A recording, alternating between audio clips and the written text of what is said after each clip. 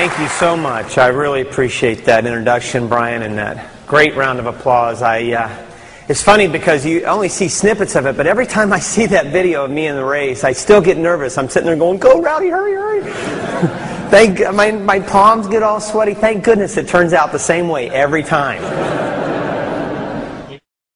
When you sail through those good times, it's a piece of cake. It's living through the tough times that really do make you tough. Let me give an example for me. And I know Brian touched upon it a little bit. The video obviously touched upon it. But in 1980, I was supposed to have done well in those Olympic Games. My times would have won 5 gold medals. Anything could have happened back then, but you never know. I'll never forget the President of the United States at the time. He came on television the day after I broke my very first world record. And to break a world record in my sport's pretty cool.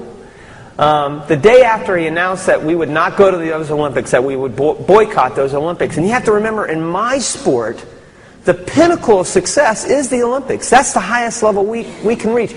We don't have a Super Bowl. We don't have a World Series. We don't have a Sugar Bowl. You know, if Auburn and Alabama don't get it one year, they have the next year to be able to shoot for. Well, my journey turned into an 8-year journey. And that 8 years was very important for me because I wanted to be an Olympian. Let me give you an example. This is a true story, by the way. This is dedication at its best, and commitment at its best. I'm out on the deck at the Olympic trials, and the Olympic trials is a very intense competition because you make the Olympic team at that meet or you don't. It's very simple. It's not like we automatically have a time standard or you just show up at the Olympics and say, "Hi, give me my gold medal." You make it at this meet and you get first place or second place or you don't go to the Olympics. It's that simple. So it's a very intense meet. I'm very nervous. I'm out on the deck. I have my warm-ups on. There's about 3,000 people in the audience. Wide World of Sports back then. Wide World of Sports is filming the whole thing. And my coach is standing there with me, and I take my warm-ups off, and I hand them to him because I want to warm up right before my race. And I start stretching and swinging my arms, and all of a sudden it gets real quiet. Somebody up in the stands yells, "Rowdy, look down!" And I look down, and I'm completely naked.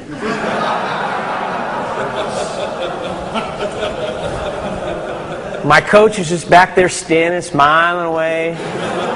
Never said a word. I think the worst part of it all was Tracy Calkins, who happens to be the greatest female swimmer. It's also in the meet. She's sitting right next to me. She looks at me and she looks up and she goes, "Rowdy, it's no big deal." I swear to you. You go ahead and laugh. Go ahead. Her next race, she broke a world record, and I take full credit for that.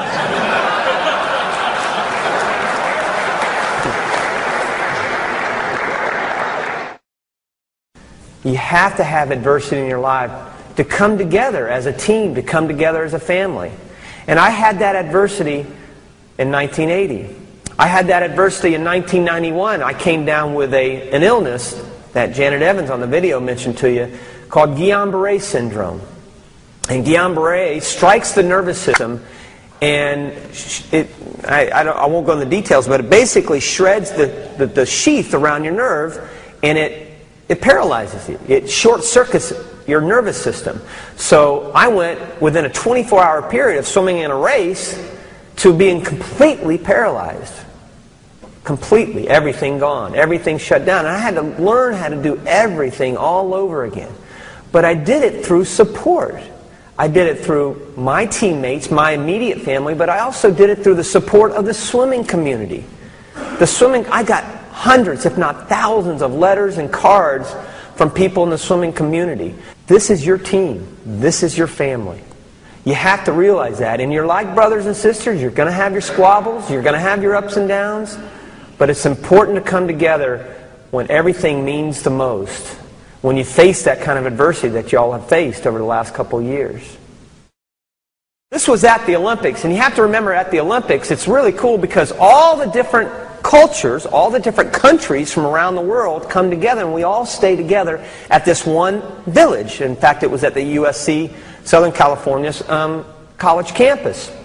And I'm at the cafeteria real early one morning to get an early start, and there was one other guy, and he was sitting across from me, and he didn't look like an athlete, to tell you the truth. He had, his warm-ups were kind of torn and tattered, and he was sitting across from me, and he had a tea bag, and he took the tea bag, he broke open the tea bag, and he poured the contents in the cup, and then he poured the hot water on.